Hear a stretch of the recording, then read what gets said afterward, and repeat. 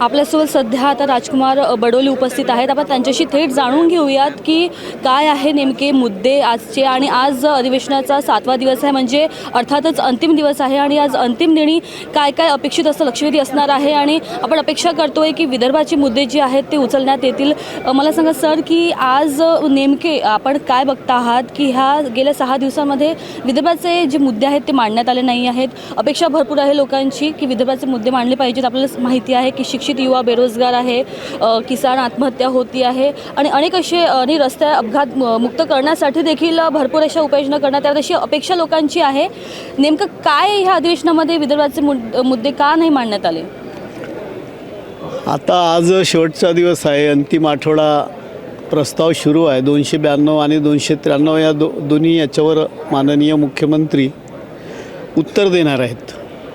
त्याच्यामुळे मुख्यमंत्री हे विदर्भाचे आहेत, त्याच्यामुळे नक्कीच विदर्भाच्या लोकांच्या सगळ्यांच्या जनतेची आशा आहेत मुख्यमंत्र्यांवर. त्याच्यामुळे आम्हाला वाटतं आहे का नक्कीच सगळ्यांना महायुतीचं आमचं जे सरकार आहे ते न्याय देईल आणि विदर्भावर न्याय होईल. कारण जरी कमी दिवस जरी हा अधिवेशन जरी सुरू राहिला तरी विदर्भातले बरेचसे जे विषय आहेत ते मुख्यमंत्री महोदयांना बऱ्यापैकी माहीत असल्यामुळे ते मार्गी लावतील. वैधानिक विकास मंडळाचा विषय असेल किंवा बाकीचे जे प्रमुख विषय आहेत विदर्भाच्या जिल्ह्यांमध्ये, त्या ठिकाणी रोजगाराचा विषय असेल, औद्योगिकाचा विषय असेल, सगळ्या जिल्ह्यांमध्ये विषय असतील तर हे सगळे विषय माननीय मुख्यमंत्री महोदय आजच्या आता शेवटच्या भाषणामध्ये अंतिम आठवड्यामध्ये उत्तर देताना सांगतील.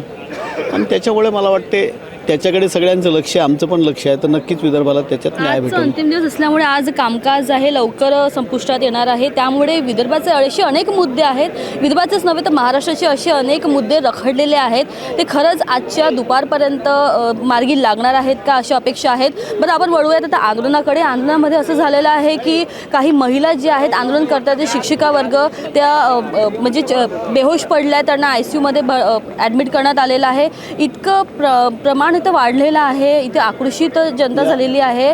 काय मार्ग लागणार या बाबतीमध्ये ऑलरेडी लक्षवेधी पण लागली होती. मगाशी विधानसभेत मोठ्या प्रमाणात चर्चा झाली आणि त्याच्यात माननीय मंत्री महोदयांनी सांगितलं आहे त्याच्यामध्ये का आम्ही हा विषय लगेच बैठक घेऊन मार्गी लावू.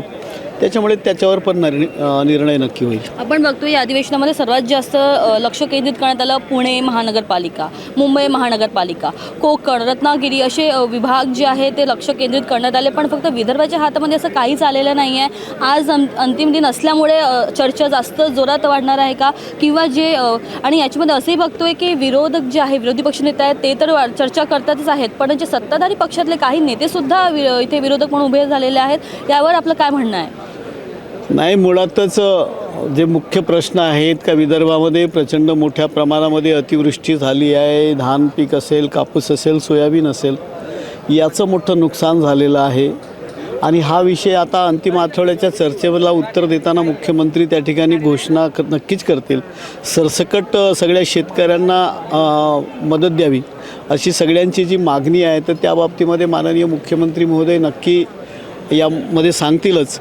बाकीचे मुंबई पुणे इकडच्या प्रमाणातल्या ज्या लक्षवेधी मोठ्या प्रमाणात लागलेल्या आहेत, परंतु अनुसूचित जाती, अनुसूचित जमाती, इतर मागासवर्गीय आणि विदर्भातल्या लक्षवेधी यावेळेस कमी होत्या.